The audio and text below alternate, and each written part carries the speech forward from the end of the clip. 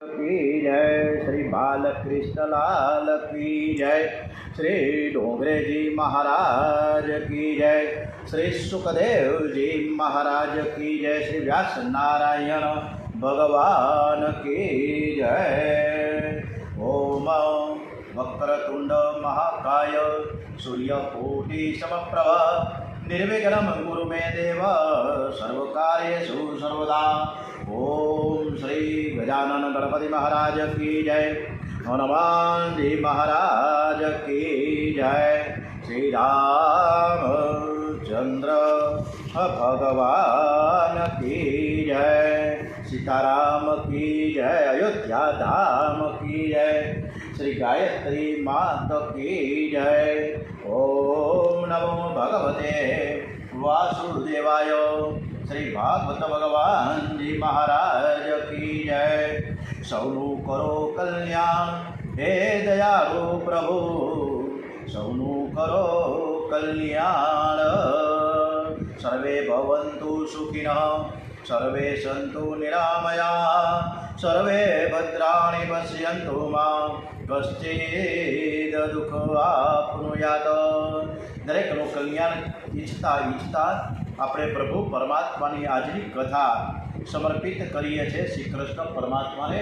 આજે 18મી મે 18/5/2025 રવિવાર વૈશાખ વદ છઠ છે। આજની કથા શ્રી કૃષ્ણ પરમાત્મા ખૂબ સ્મિત હાસ્ય સાથે સાંભળે છે એવા ભાવ સાથે આપણે આજની કથા તરફ આગળ વધીએ છીએ। ओम नमो भगवते वासुदेवाय। श्री राम जय राम, जय जय राम, श्री राम जय राम, जय जय राम।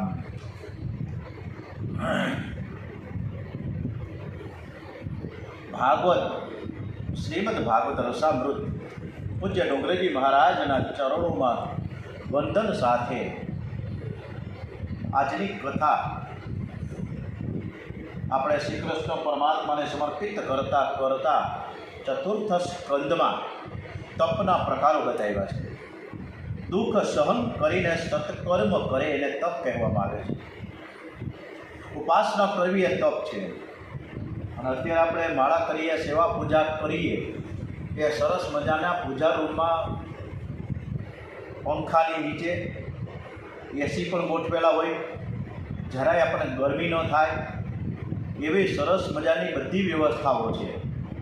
અને અત્યારે તો બધાને પગના દુખાવા અને ગોઠણના દુખાવો હોય એટલે બાજટ ઉપર બેસીને પણ અત્યારે આપણે કરી રહ્યા છીએ આપણી સેવાને સાધના, અને ભગવાન સ્વીકારે છે। અમાસ અને પૂર્ણિમા જેવા પવિત્ર દિવસોએ ઉપવાસ કરો, પરોપકારમાં શરીર ઘસાવવું એ પણ એક તપ છે। શરીર પણ ઘસાવવું જોઈએ, પરંતુ ગીતાજીમાં એક તપની સુંદર વ્યાખ્યા આપી છે। આ પીડી જે હોય તમારો ચહેરો બંધ કરી દેજો, તમારા મોબાઈલમાં નીચે માઇક્રોફોન નીચે 4 સિમ્બોલ આવશે, એમાં ટીવી ઉપર ટચ કરો। ભાવ સંશુદ્ધિ એટલે અંતઃકરણની પવિત્રતા, એ મોટું માનસિક તપ છે। એનાથી હૃદયમાં શાંતિ અને પ્રસન્નતા રહે છે। સર્વમાં ઈશ્વરનો ભાવ રાખવો, દરેકને પ્રત્યે સદભાવ રાખવો એ એક પ્રકારનું તપ છે। આપણે કદાચ માળા ન કરી શકીએ તો કાંઈને પણ કોઈના પ્રત્યે કુભાવ ન રાખીએ, અને જ્યારે કુભાવ ન રાખીને સદભાવ રાખીએ ત્યારે એ તપ આપણી માળા થઈ જાય, આપણી સેવા થઈ જાય, આપણી પૂજા થઈ જાય। સર્વમાં ઈશ્વર બિરાજેલા છે તેવો અનુભવ કરવો એ મહાન તપ છે। પ્રિય અને સત્ય બોલવું એ પણ વાણીનું એક તપ છે। પવિત્રતા, સરળતા, બ્રહ્મચર્ય અને અહિંસા આ બધા જ શરીર અંગેના તપ છે। ભાગવતનો ઉદ્દેશ એવા પ્રકારનો છે, ડોંગરેજી મહારાજ કહે છે કે દરેક ઇન્દ્રિયોને હરિરસમાં તરબોળ કરી રાખવી। આ નામદેવજી મહારાજ, આપણે ગઈકાલની કથા થોડીક રિપીટ કરીએ છીએ। નામદેવજી મહારાજ દરજીનો ધંધો કરતા, ગોરા કુંભાર છે, માટીમાંથી અનેક વસ્તુનું સર્જન કરતા, માટલા બનાવતા, તાવડી બનાવતા, નાના નાના કોડિયા બનાવતા, આવો નાનો એવો ધંધો કરતા હતા। સેના નાઈ નામના એક વ્યક્તિ હજામતનો ધંધો કરતા, પણ આ બધા જ પોતાના ધંધાની સાથે ભગવાનની સાથે તન્મયતા રહેતી એની. દરેકને પોતપોતાના ધંધામાંથી કાંઈક ને કાંઈક જ્ઞાન મળતું. વ્યવહારમાં શુદ્ધિ આવતી એટલે જીવનમાં શુદ્ધિ આવે એટલે જીતા. આ વ્યવહાર શુદ્ધિ છે ને એ એક પ્રકારનો ગૃહસ્થ શ્રમનો પાયો છે. અને ગોરા કુંભારની વાત નીકળીને એટલે કહેવાનું બધું મન સરસ બધાનું થઈ જાય કે એ ભગત ગોરા કુંભાર વિઠ્ઠલ વિઠ્ઠલ વિઠ્ઠલા કરતા ભગવાનની સાથે ખૂબ જ એની તન્મયતા એકાગ્રતા એકદમ ચિત્ત ચોંટી જતું. જે રીતે નરસિંહ મહેતા વૈકુંઠ લોક ધામમાં ગયા રાસલીલા જોવા અને રાસલીલા નિહળતા એમનો હાથ બળી ગયો, ખબર ના પડી. એવી રીતે પણ ગોરા કુંભાર માટી ખૂંદતા હતા. માટી ખૂંદતા વિઠ્ઠલ વિઠ્ઠલ વિઠ્ઠલ વિઠ્ઠલ વિઠ્ઠલા કરતા હતા. અને વિઠ્ઠલ વિઠ્ઠલામાં એના છોકરાને એને કચડી નાખ્યો, ખબર ના પડી.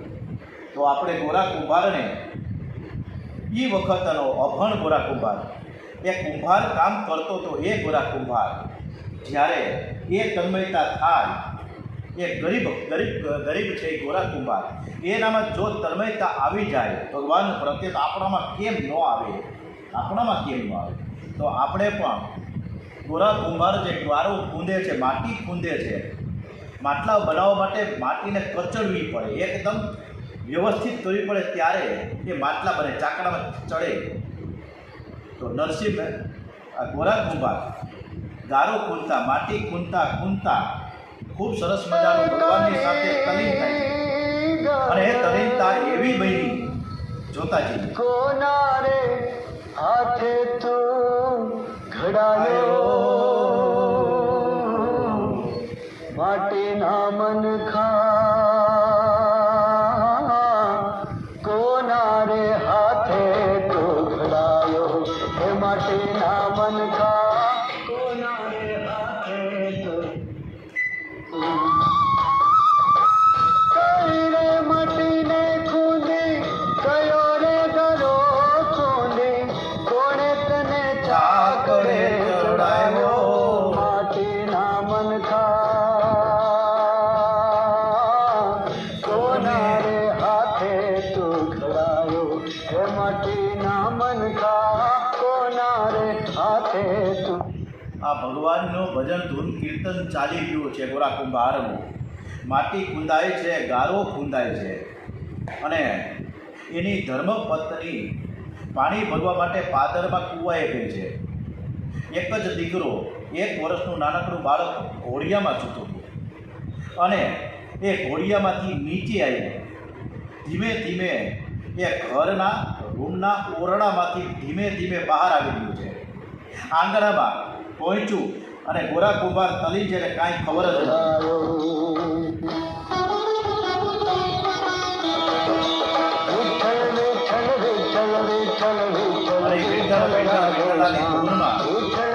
આજુબાજુની કંઈ ખબર જ નથી. છોકરો ધીમે ધીમે નાનું બાળક આંગણામાં આવી ગયું. એનો બાપ જેને કરવા માટે એ ગોરા કુંભારની પાસે ધીમે ધીમે બાળક આવી ગયું.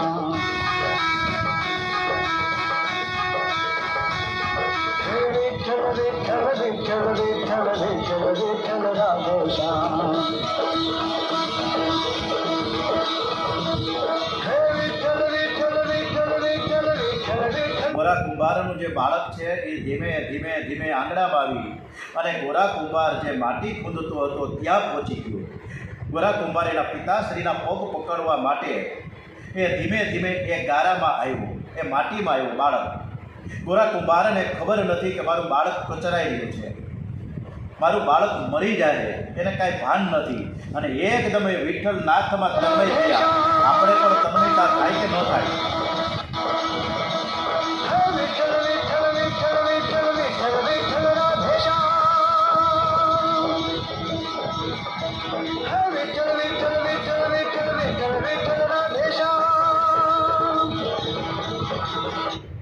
અને વિઠ્ઠલ વિઠ્ઠલ વિઠ્ઠલ કરતા એનું બાળક એ ગારામાં રોગ દોડાઈ ગયું. થોડી વારમાં ગોરા કુંભારની ધર્મપત્ની પાણીહારી અને પાણી ભરીને આવ્યું છે. બેડા મૂક્યા પાણીયારે, જોયું રૂમમાં તો મારું બાળક ક્યાં છે. આજુબાજુ તપાસ કરી ક્યાંય ન મળે. ગોરા કુંભારને હળબલાવી નાખ્યા કે છોકરો ક્યાંથી આવ્યો, પણ ગોરા કુંભારને કાંઈ ખબર નથી. તો વિઠ્ઠલ વિઠ્ઠલ વિઠ્ઠલા નહીં ધૂનમાં એકદમ મગ્ન છે. ત્યાં એની નજર એના ધર્મપત્નીની પડી છે. ગારો જે કૂદતા હતા એ ગારામાં, એ માટીમાં એનું બાળક કચરાઈને મરી ગયું.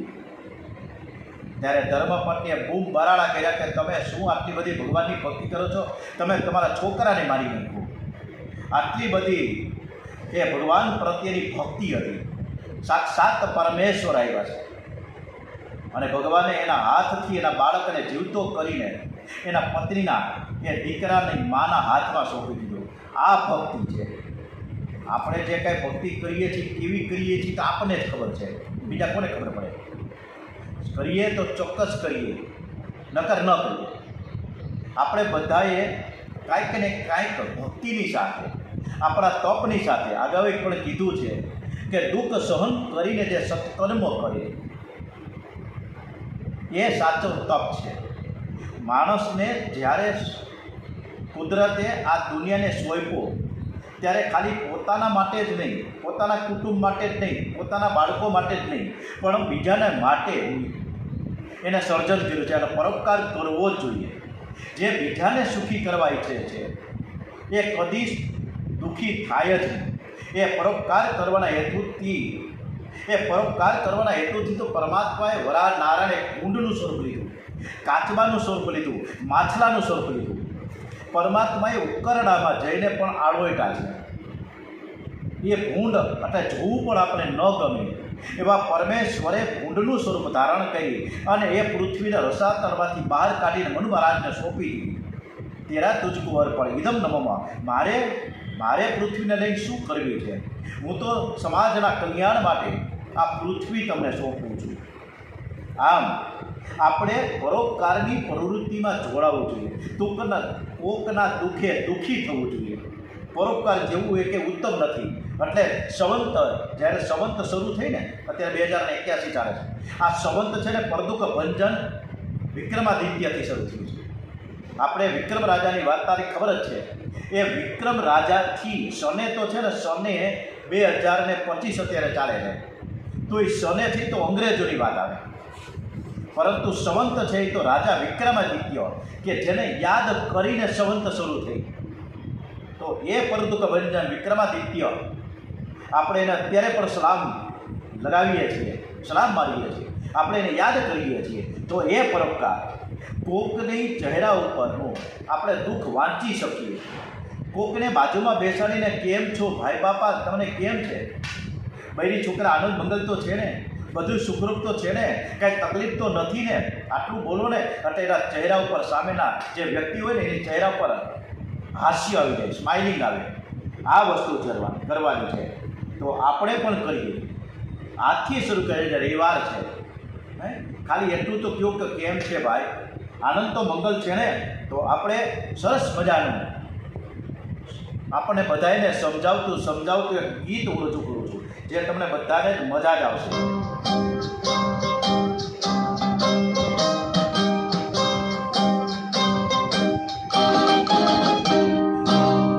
किसी की मुस्कुराहटों पे हो निशान, किसी का दर्द मिल सके तो ले उठा, किसी के वास्ते हो तेरे दिल में प्यार, जीना इसी का नाम है. किसी की मुस्कुराहटों पे हो निशान, किसी का दर्द मिल सके तो ले उठा, किसी के वास्ते हो तेरे दिल में प्यार, जीना इसी का नाम है.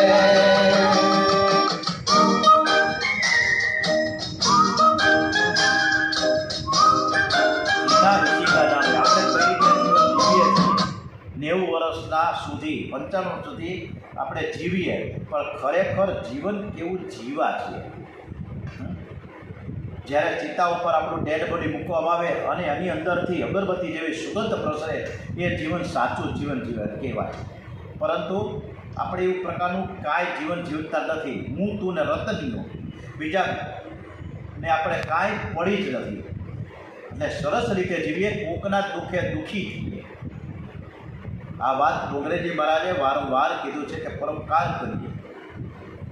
હવે વિદુરજી એક નાનકડો પ્રશ્ન કરે છે કે મારે મનુ મહારાજ જે છે, શત્રુપા અને મનુ મહારાજા, એના જે 2 પુત્રો થયા, વહેલા 2 દીકરા થયા છે મનુ મહારાજે, એના વંશની કથા સાંભળવાની મારી ઈચ્છા છે. જો તમને યોગ્ય લાગે તો તમે અમને કહો. રિક્વેસ્ટથી વાત કરે. એટલે વિદુરજી મહારાજે જે પ્રશ્ન કર્યો છે અને સુતજી મહારાજ એનો જવાબ આપે છે, અને સુખદેવજી મહારાજ પરીક્ષિત રાજાને આ કથા કહે છે. મનુ મહારાજને 2 પુત્રો છે, ઉતાનપાદ અને પ્રિયવ્રત. આ પ્રિયવ્રત રાજાના વંશની કથા 5મ સ્કંદમાં આવે છે, જ્યારે ઉતાનપાદની જે કથા છે 4th સ્કંદમાં છે. ઉતાનપાદ એ આપણા બધાની કથા છે. ઉતાનપાદ એ આપણા જીવ માત્રની કથા છે. ઉતાનપાદને 2 રાણીઓ છે, આપણને પણ 2 રાણીઓ છે. આપણે બધાને સારું સારું જોવું ગમે, મસ્ત નઠારું તો કંઈ ગમતું જ નથી. આપણે અનિતિ જ ઈચ્છીએ છીએ, નીતિ તો જોતા જ નથી. એટલે સુરુચિ અને સુનીતિ, આ સુરુચિ અને સુનીતિ બધાની અંદર છે. એમ ઉતાનપાદની આ 2 રાણીઓ છે. સુરુચિ દેખાવે બહુ જ સુંદર, પણ એનામાં ખાસ કોઈ સદગુણ નહીં, જ્યારે સુનીતિમાં ઘણા જ સદગુણો છે. પણ એનામાં સૌંદર્યનો ભાવ છે. રાજાને સુરુચિ બહુ પ્યારી લાગે, જ્યારે સુનીતિ તો અળખામણી લાગે. સુરુચિને એક પુત્ર છે, એનું નામ છે ઉત્તમ, અને સુનીતિને પણ એક પુત્ર છે, એનું નામ છે ધ્રુવ. આ મનુષ્ય જો સુનીતિના આધીન બની જાય તો સદાચારી બને, અને સુરુચિને આધીન બને તો દુરાચારી બને છે. ડોંગરેજી મહારાજે ભાગવતમાં ખૂબ સરસ મજાનું મૂક્યું છે. સુખદેવજી મહારાજે વિષયાનંદ કયા પ્રકારનો છે, વિષયનો આનંદ કઈ પ્રકારે લઈ શકાય. ગુણવંતભાઈ તો સુખદેવજી મહારાજે બહુ સરસ આપણું કે કોઈને શરીરમાં ખંજવાળ આવે કે દરાજ ઉપડે, જ્યારે દરાજ થાય ને ત્યારે ખંજવાળીની મજા આવી ગઈ. એવી મજા આવે ખંજવાળાની, પણ ધીમે ધીમે દરાજ છે ને વધતી જાય, ખંજવાળો વધતી જ જાય. પછી એનું મલમ લગાડીએ, ડૉક્ટરને કહીને મલમ લગાડીએ. જ્યારે બટવાનો વારો આવે ને દરાજને, ત્યારે વળી પાછા આપણે ખંજોળવા બેસી જઈએ. આપણા હાથની અંદરના જે નખ છે એમાં અંદર ઝેર હોય, એટલે એ દરાજ ખંજોળતા એ ઝેર છે વ્યાપી જાય. એટલે દરાજ વધારે ને વધારે થાય, વધારે ને વધારે ખંજવાળવા, અને એવી મજા આવી જાય કે ખંજવાળાય જ કરીએ, ખંજવાળાય જ રહી. અને એમાંય હવે તો કોણ જાણે એવું સરસ મજાનું આવ્યું છે, આવા એવા 10 રૂપિયાની બોલો. આ તમને હું બતાવું. આ ખંજોળવાની આ જે મજા છે, આ 10 રૂપિયાનું આ જે વેચનાર છે, હું એકવાર લેવા ગયો. આને શું કહેવાય ખબર નથી, ખંજોળવા માટેનું કંઈક આ નાનકડું સાધન છે, હાથ છે. હવે આ છોકરો જે વેચતો હતો, બરાબર, એને મેં પૂછ્યું કે આ કેટલાનું છે? એ કે 10 રૂપિયા. હજી હું ત્યાં ઊભો હતો, તે બાજુમાં એક બેન આવ્યા. એ કે આ કેટલાનું, એને લેવું હોય છે? તો કે 10 રૂપિયા. તો કે મારે 2 લેવા હોય તો 15ના 2 આપી દે ને. હવે આની કિંમત 10 રૂપિયામાં હું એને મળતું હોય, પાવલું આટલાનો ઉપયોગ કરતો હોય માંડ. એમાંય આપણે કરકસર કરીને ઓલા છોકરાને મૂંઝવીએ. અરે ભાઈ 2 રૂપિયા એ બધા કમાતો હોય તો ભલે ને કમાય. ઓકે, આ તો ખંજવાળાની વાત આવી, એટલે વળી આ ખંજવાળાનું મશીન મળી ગયું. તો આ ખંજવાળા આપણે સતત ને સતત ખંજવાળા આપીએ. એમ આપણે આ ઇન્દ્રિયોને કાંઈક ને કાંઈક એવા વિષય આપીએ છીએ ને, તો એ 2-4 મિનિટ વિષયાનંદ આપણે મજા કરાવી દઈએ, પણ પરિણામે તો દુઃખ જ આપે છે. ભોજન ખૂબ સરસ હોય, ભૂખ કરતાં વધારે ખવાય પણ જાય, પછી ઘણીવાર અજીર્ણ થાય, ઉલટી પણ થાય, ઝાડા પણ થાય. એટલે ઓવર જ્યારે વધી જાય, જમવાનું ખૂબ જ વધી જાય, ત્યારે ઓહવાવું પડે છે. પણ છતાંય આપણે શું કે ભાઈ હિંગાસ્ટક લઈ લેવું, પણ આપણે ખાવું તો જોઈએ. અને અત્યારે તો ઉનાળો છે, શ્રીખંડ કેમ ન ખાય, દૂધપાક કેમ ન ખાય, અને આપણે ખાવા બેસી જાય ખબર નથી પડતી. એટલે રુચિ એમ કે તું તારે ખાને ભાઈ, કાંઈ વાંધો નહીં. ત્યારે નીતિ કે ભાઈ આટલું બધું ન ખવાય, ધીરો રહે, 50% જમવાનું, 50% નહીં જમવાનું, પેટ થોડું ખાલી રાખ, મજા આવે. પણ આપણે એ સમજતા જ નથી. એટલે આપણે વિષયાનંદની તરફ એટલા બધા વળ્યા છીએ એની વાત જ પૂર્ણ. સુનીતિનું બાળક છે ને ધ્રુવ, એ બધે એની ટીંગર ટોળીના ભાઈબંધોની સાથે એ પાદરમાં ગીલી દંડે રમતા હતા. એમાં એક એના ભાઈબંધે વળી એને એવું કીધું કે તમને તમારા પિતાએ બહાર કાઢી મૂક્યા છે, એટલે તમે ઝૂંપડીમાં બહાર રહ્યો છે, અને તમારો ઓલો ભાઈ ઉત્તમ અને રાજા તમારો પિતા એ તો રાજમહેલમાં રહે છે. આવું એને તમારો પિતા તમને ઘરમાં રાખતો નથી. આવી કરીને ચાવી ટાઈટ કરી. હવે ક્યાં ધ્રુવે એને પૂછ્યું તું કાંઈ, છતાંય પણ ઓલા બાળકે કાંઈક એવી વાત કરી ધ્રુવને ગમ્યું નહીં. બહુ દુઃખ થયું એને. આપણા ઘર પરિવારમાં, આપણા આડોશ પાડોશમાં આ જ આપણે કરીએ છીએ. કોકના ઘરમાં કોકના ડખા કરવામાં આપણે હળી ઊભા કરીએ. એમાંય બાજુમાં માથાકૂટ ચાલતી હોય તો કાન ફરવા કરીએ કે ત્યાં હું ધબધબાટી બોલે સાંભળીએ તો ખરા.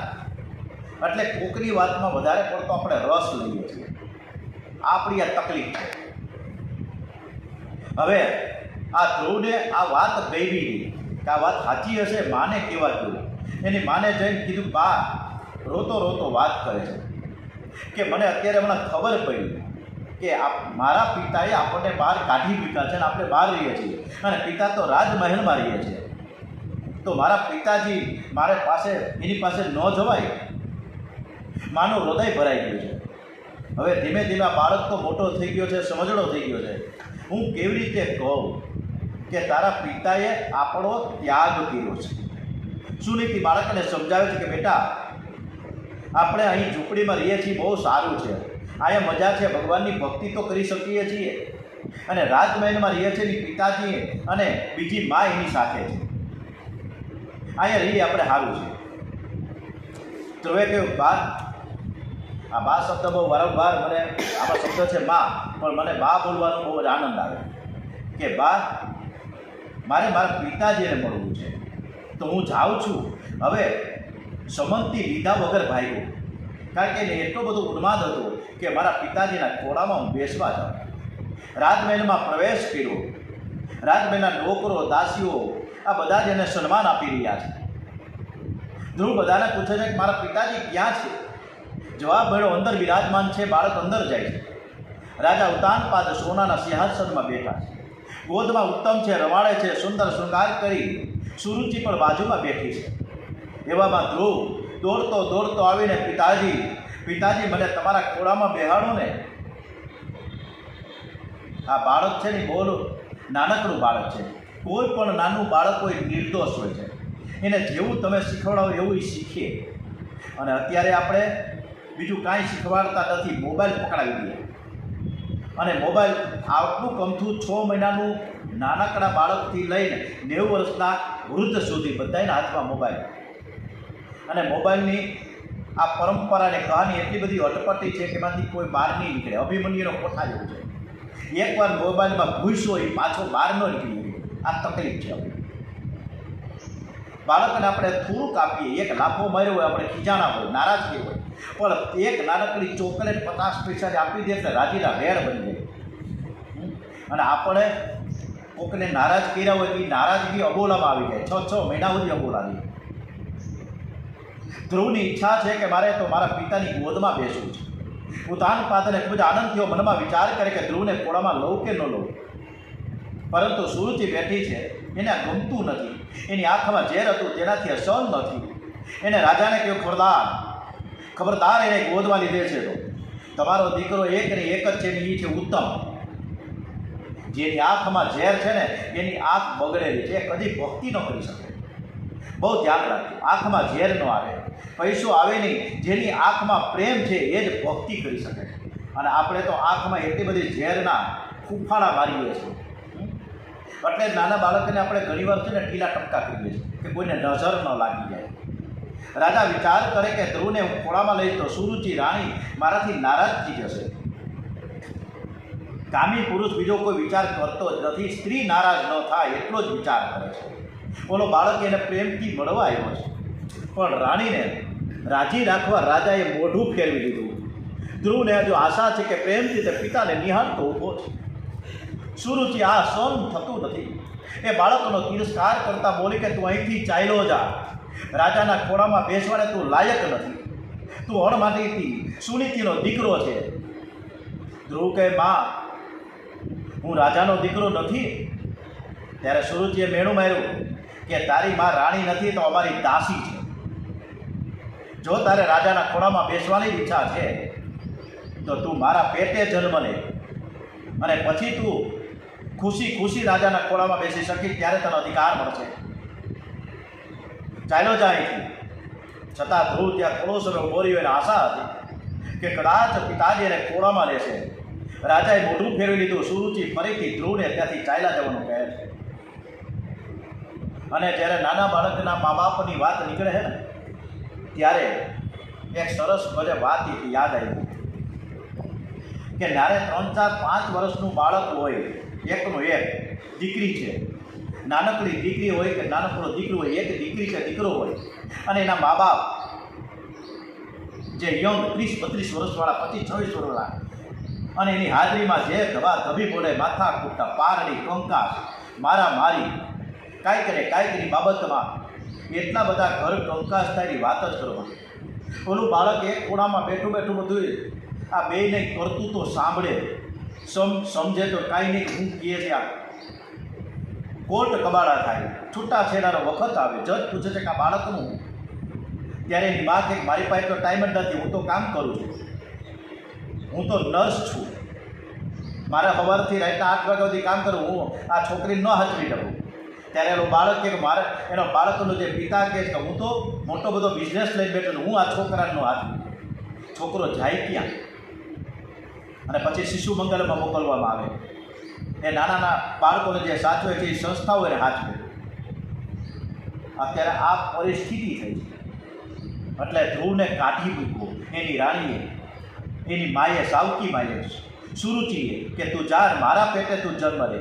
હવે તારા પેટે જન્મ લેવા માટે મારે પરમાત્માને વિનવણી કરવાની. પછી હું એને એમ કહું કે હવે પછીનો જન્મ મારે સુરુચિના પેટે જન્મ લેવો, એવું મારે વરદાન માંગવાનું કોઈ લે?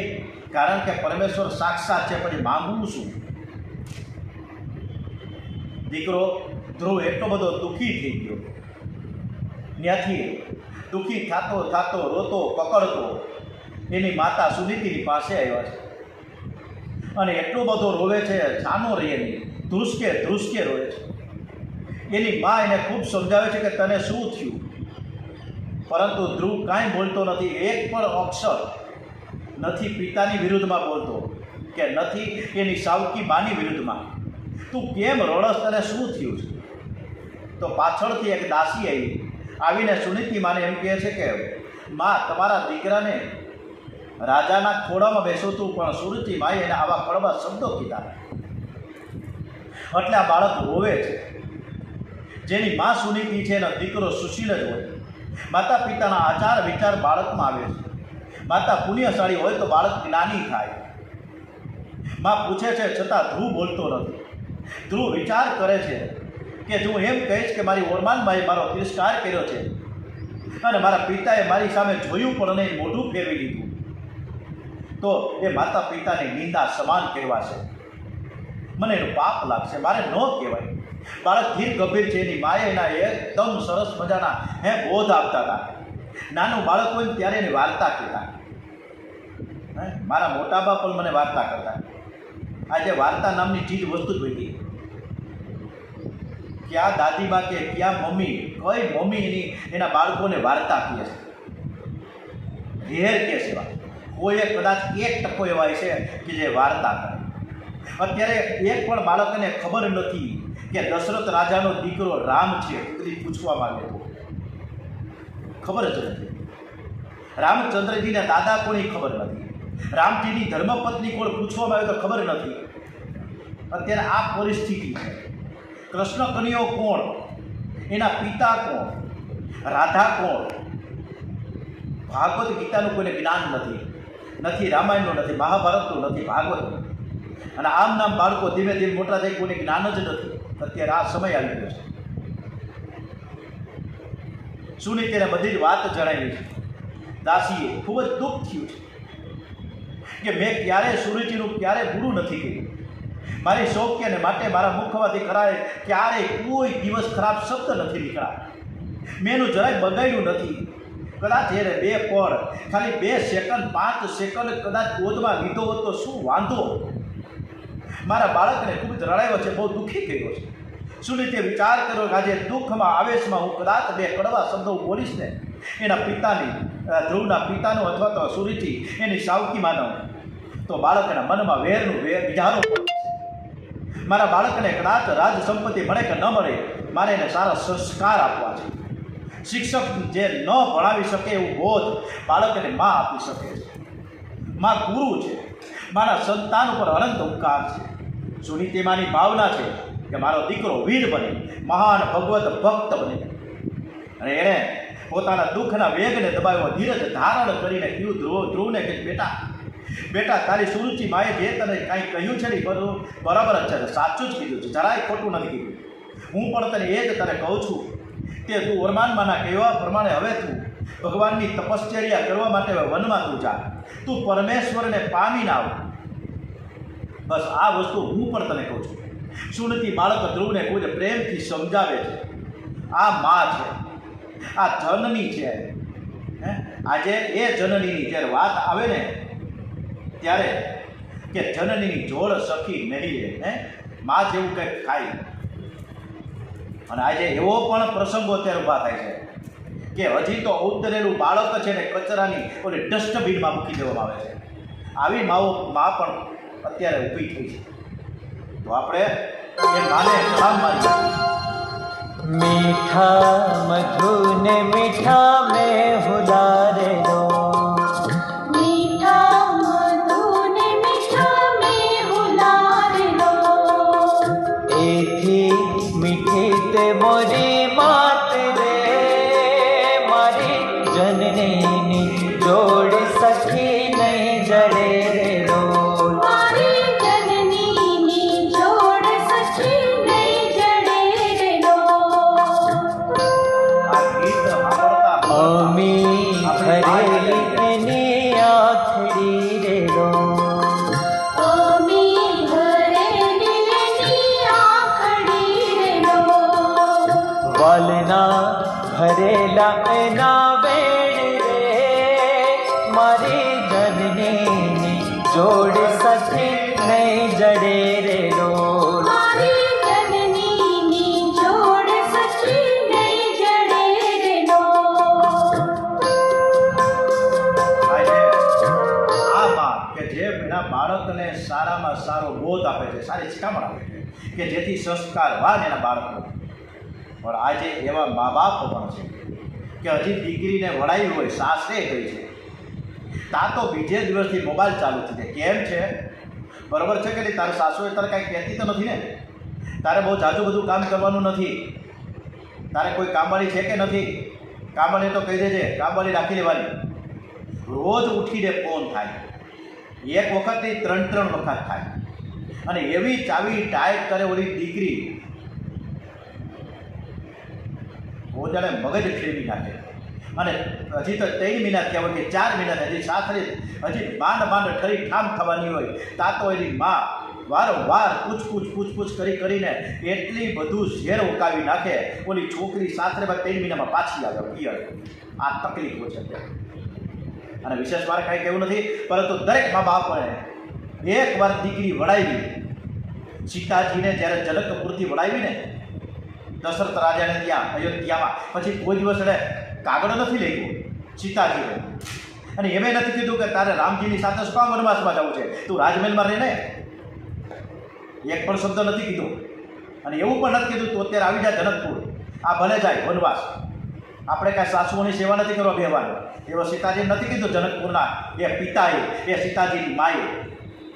આ વસ્તુ કરવાની છે.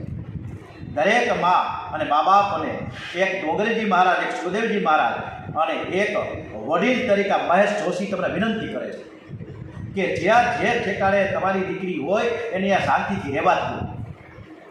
5 વર્ષ તો ભલે થોડીક દુઃખી થાય, આપણે જે દુઃખી થયા છીએ પછી 40 વર્ષ 50 વર્ષ પહેલાં, એવી તો નથી ને દુઃખ. આરામ સારી રીતે રાખે છે બધા, પણ છતાંય આપણે વારંવાર ફોન કરીને આપણે ગંધ કાઢી રાખીએ.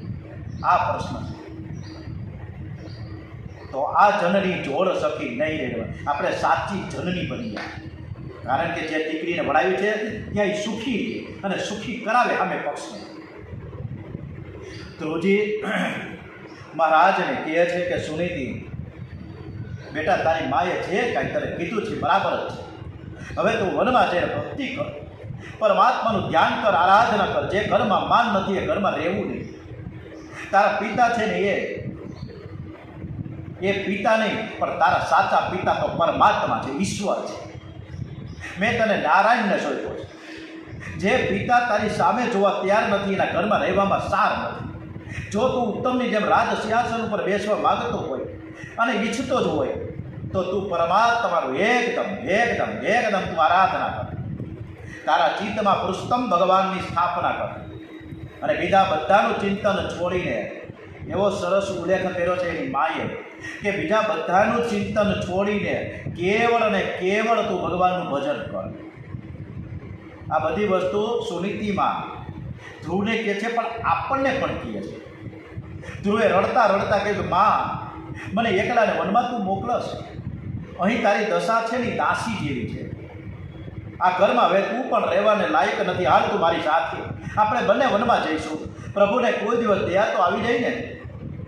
સુનીતિ ધ્રુવને સમજાવે છે કે બેટા હું જાણું છું કે આ ઘરમાં મારું માન નથી, પરંતુ આ ઘર છોડીને હું જઈ શકું તેમ પણ નથી. મારા પિતાજીએ પતિદેવને મારું દાન કર્યું છે, કન્યાદાન કર્યું છે. હું સ્વતંત્ર નથી, હું પરતંત્ર છું. હું મારા પતિદેવને આધીન છું. મારા પતિદેવ ભલે મારો ત્યાગ કરે, મને તિરસ્કાર કરે, છતાં પણ મને સેવા અનન્ય ભાવથી કરીશ. મારા માટે પતિ એ પરમાત્મા છે. મારે આ કદાચ ઘર છોડવું, મારે આ ઘર છોડવું નથી. હું જે સ્થિતિમાં અત્યારે રહું છું એ સ્થિતિમાં મને વાંધો નથી. મારો ધર્મ મને ના પાડે છે. ધર્મ વિરુદ્ધ ભક્તિ સફળ થતી નથી. હું તારી સાથે ન આવી શકું બેટા, હું તારી સાથે નહીં આવું, પણ મારો આશીર્વાદ તારી સાથે કાયમ ને કાયમ છે ને આવશે. બેટા હવે તું આ ઘરમાં રહીશ નહીં, અત્યારે જ તું વનમાં જા. આજથી તું નારાયણનો દીકરો છે. એવા શબ્દો વાપર્યા છે કે આજથી તું નારાયણનો દીકરો છે. પ્રભુના ચરણમાં હું તને અર્પણ કરું છું. જ્યારે સંતો સ્વામિનારાયણ ભગવાનને જ્યાં સમર્પિત થયા છે, શ્રીજી સ્વામીને, ઘનશ્યામજી મહારાજને, એવા નાના નાના જુવાન છોકરાઓ જે એમડી થયેલા હોય, એન્જિનિયર હોય, અને જ્યારે એ સ્વામિનારાયણ સંપ્રદાયમાં એ દીક્ષા ગ્રહણ કરે ત્યારે એના મા બાપ કહે કે હવે તારા સાચા મા બાપ તો સ્વામિનારાયણ છે, હવે તારે ઘરે પણ નથી આવવાનું. અને પછી એક વર્ષ સાધુ થાય ને, સંત થાય ને, પછી એ ક્યારે ઘરે નથી આવતા. ન્યોછાવર કરતી બધું. આ વસ્તુ છે, આ તિલાંજલિ છે, આ સમર્પણની ભાવના છે. ત્યારે સુનીતિ માને બાળક કહે છે કે ત્યાં વનમાં હું એકલો જાઉં અને ત્યાં વાઘ, વરુ, દીપડા, હિંસક પક્ષીઓ, પશુઓ છે, ત્યાં મને નુકસાન કરશે, મને મારશે, મને મારી નાખશે. ત્યારે સુનીતિએ કીધું તારે પરમાત્માનું સ્મરણ કરવાનું, હર હંમેશ બે હાથ જોડીને કહેવાનું કે હે પ્રભુ, હું તમારા આધારે આવ્યો છું. મારી માએ તમને તમારા આધારે મને મોકલો છે. આ બાળકને મેં મોકલો છે ત્યારે તારું કોઈ નુકસાન નહીં કરાવે. મને અતિ વિશ્વાસ છે મારા પરમેશ્વરમાં. ધ્રુવ પૂછે કે માં, મારા જેવા બાળકને ભગવાન દર્શન આપશે? સુનીતિ કહે ભગવાન ઉંમર જોતા નથી, વેશ પણ જોતા નથી, એ તો માત્ર હૃદય જુએ છે, તે ભાષા પણ જાણતા નથી, ભાવ જુએ છે. ઠાકોરજીને તો નાના બાળકો ખૂબ જ વહાલા લાગે છે. અને જ્યારે કાંઈ આવડતા ન હોય પણ ભગવાનને ભાવ ખૂબ જ ગમે.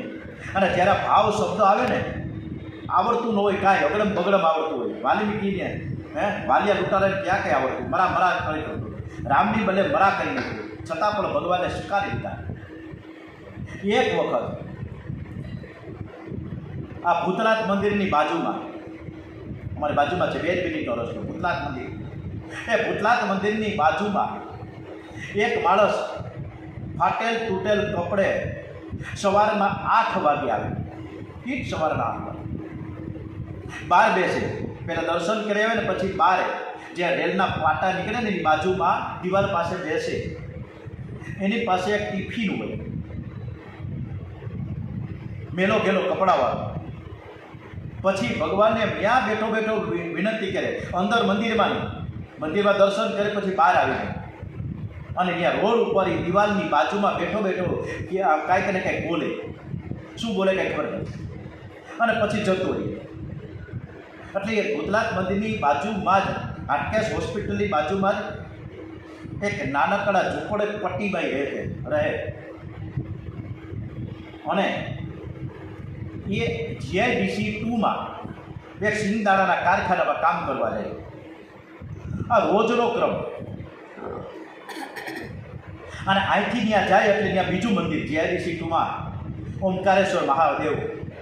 અને ત્યાં જઈને બપોરના 12 વાગે એની રિસેસ પડે જમવા માટેની, એટલે ત્યાં જે ઓમકારેશ્વર મહાદેવના મંદિરે જઈ અને પેલા ટિફિન ખોલે, અને ટિફિન ખોલી અને એ ટિફિન બતાવે ઉપર આકાશમાં, અને પછી કાંઈક વાત કરે. શું કરે કાંઈ ખબર નહીં. આવી રીતના બધી વાત હતી. હવે ઓમકારેશ્વર મહાદેવ મંદિરના GIDC 2માં એનો જે માલિક હતો મગનભાઈ, એ રોજ એનો ક્રમ જોતો. અને હું અહીંથી ભૂતનાથ મંદિરે દર્શન કરવા જાઉં ત્યારે એ વ્યક્તિનું કાયમની આ ચેષ્ટા હું જોતો કે શું કરતા હતા. આમ નામ લગાટ 6 મહિના સુધી ચાલ્યું, બરાબર હાઈ. એક વખત એ મગનભાઈ GIDC 2નો જે સિંગદાણાનો જે માલિક હતો બાજુની ફેક્ટરીનો, એણે જે દરરોજ જોતો હતો કે આ માણસ કાંઈક ને કાંઈક ટિફિન ખોલીને કહેતો હતો, પણ એને 15 દિવસ સુધી દેખાડો ને એટલે બાજુની ફેક્ટરીમાં ગયો કે ભાઈ મનસુખભાઈ, તમારે ત્યાં ઓલો ભાઈ કામ કરતો હતો ટિફિન લઈને બહાર કંઈક એ ટિફિન ખાવા બેઠી છીએ ક્યાં? તો કે સિવિલ હોસ્પિટલમાં વોર્ડ નંબર 2માં દાખલ થયો છે અને અંડર ટ્રીટમેન્ટ છે. નવાઈ લાગી ઓલા મગનભાઈને. એ ત્યાં પૂછ્યું કે ભાઈ આ વ્યક્તિ ક્યાં છે? વોર્ડ નંબર 2માં ખાટલા નંબર 10 ઉપર પહોંચ્યો. ત્યાં ઓલો ભાઈ સૂતો હતો, બાટલા ચડતા હતા.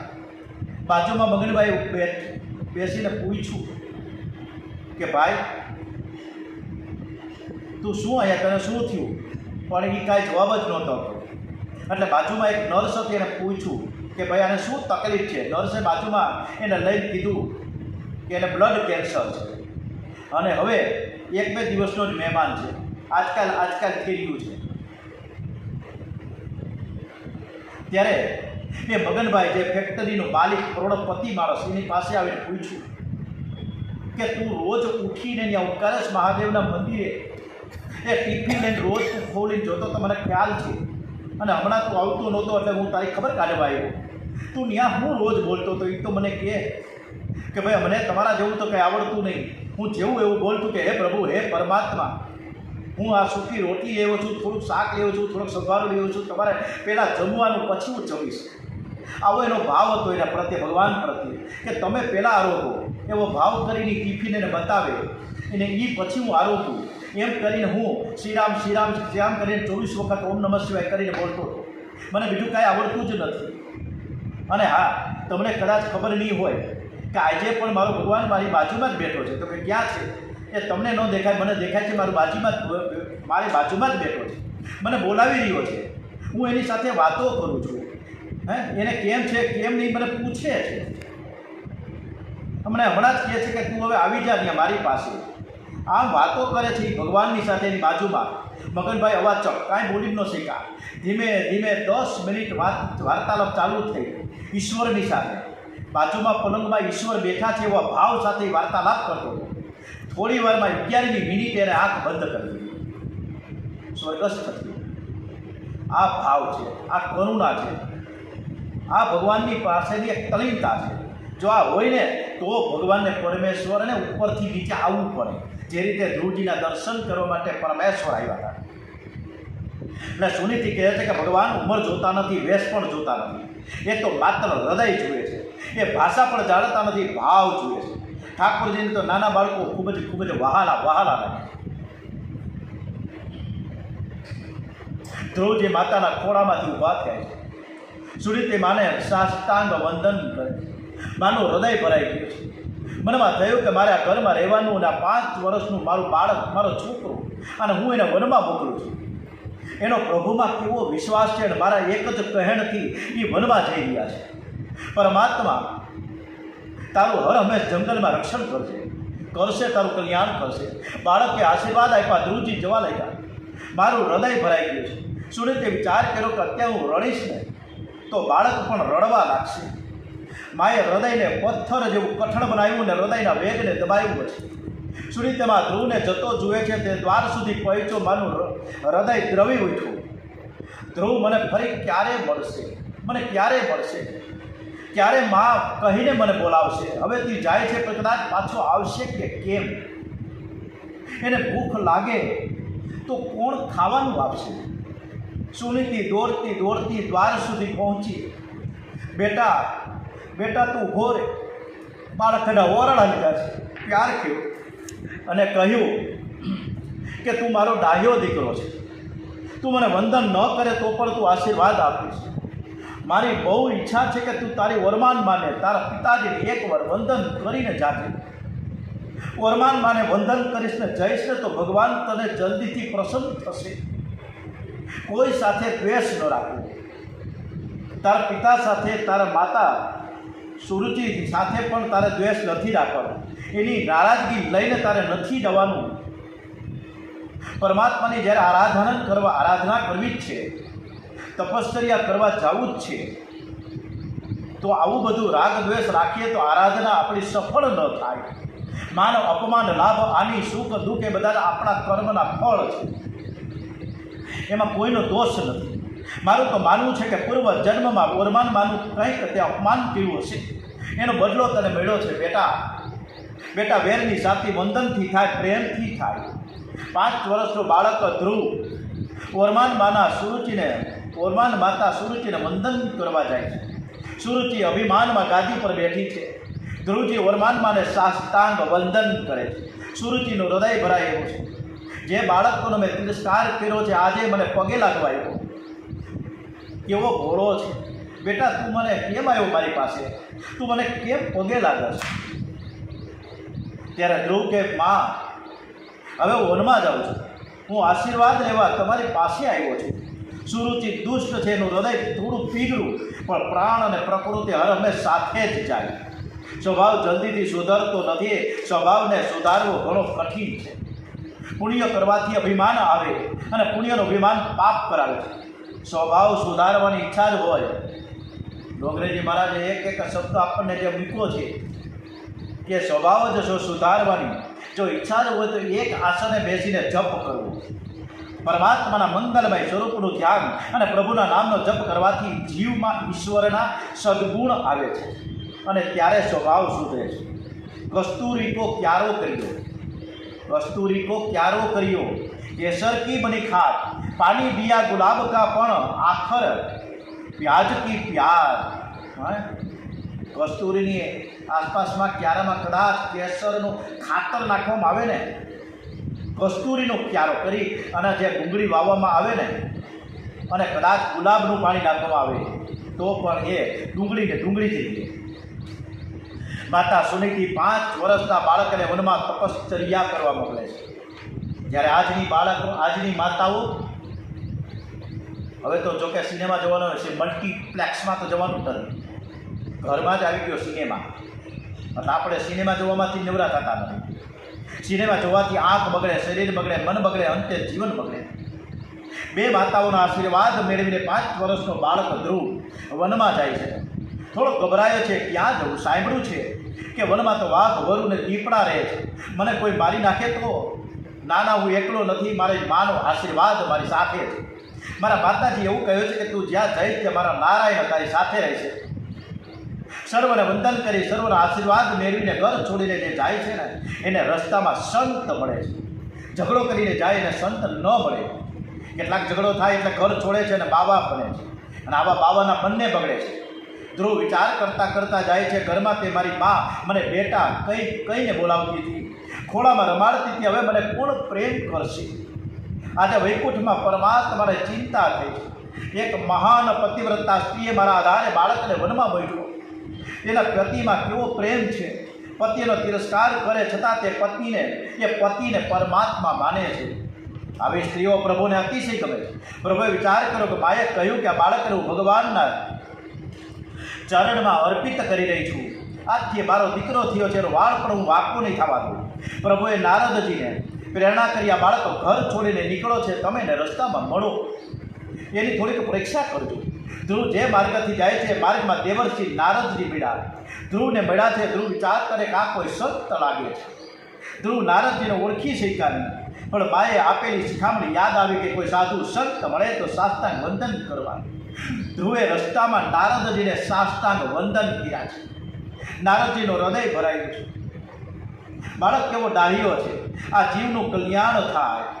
નારદજી ધ્રુવજીના માથે હાથ મૂકે છે. કોઈ સાધુ સંતનો હાથ મસ્તક ઉપર આવી જાય ને ત્યારે આપણા મનના વિકારો એકદમ શાંત બની જાય છે. નારદજી પૂછે કે બેટા તું ક્યાં જાસ? બેટા શબ્દ સાંભળ્યો ને ધ્રુવને એની માં યાદ આવી. સુનીતી માં યાદ આવી. મારી માં બેટા બેટા કહીને મને વારંવાર બોલાવતી હતી. મારી માં મને રોજ પીરસતી હતી. મારા મોઢામાં કોળિયા મૂકતી હતી. આજે મારી માં મને યાદ આવે છે. નારદજીને જોતા બાળક રડવા લાગ્યો. એને થયું કે મારી માં છે. નારદજીએ બાળકને છાતી સરસો ચાપ્યો. પ્યાર કરો સદગુરુજી માં છે. એક માથી બાળકને ધવડાવીને પોષણ આપે છે, જ્યારે સદગુરુમાં કાયમને માટે સ્તનપાન કરાવે છે, સ્તનપાન છોડાવે છે. સદગુરુ પ્રભુના માર્ગમાં વળે છે, અને જેથી હવે કોઈના પેટમાં જવાનો પ્રસંગ ન આવે, સ્તનપાન કરવાનો પ્રસંગ ન આવે. સ્તનપાન કરાવનાર માં શ્રેષ્ઠ છે કે સ્તનપાન છોડાવનાર માં શ્રેષ્ઠ? આમ સદગુરુ એકદમ શ્રેષ્ઠમાં શ્રેષ્ઠ છે. અને સદગુરુની વાત નીકળી. હવે નારદજી ધ્રુવજીને શું આજ્ઞા કરે છે, શું શિખામણ આપે છે, શું મંત્ર આપે છે, અને ધ્રુવજી હવે પછી શું તપશ્ચર્યા કરે છે, આ બધી જ દિવ્ય ગાથા આપણે આવતીકાલ ઉપર કરીશું. પણ આ સદગુરુની વાત આવીને ત્યારે આપણા જગતગુરુ એવા કૃષ્ણ કનૈયા, આપણા સુખદેવજી મહારાજ, આપણા ગુરુ, આ કથાના ગુરુ, આ વર્તમાન ગુરુ એવા પૂજ્ય ડોંગરેજી મહારાજના ચરણોમાં વંદન સાથે આપણે એને વંદન કરીએ છીએ.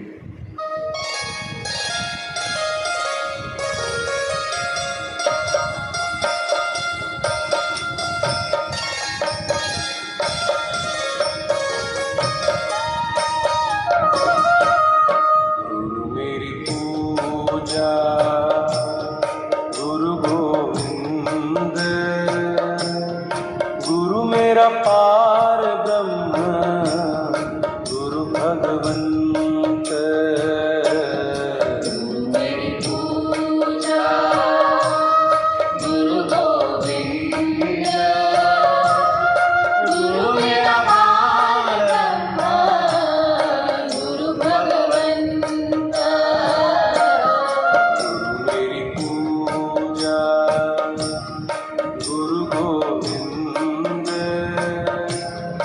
गुरु मेरा पार ब्रह्म, गुरु भगवंत. मेरी पूजा गुरु गोविंद, गुरु मेरा पार ब्रह्म, गुरु भगवंत.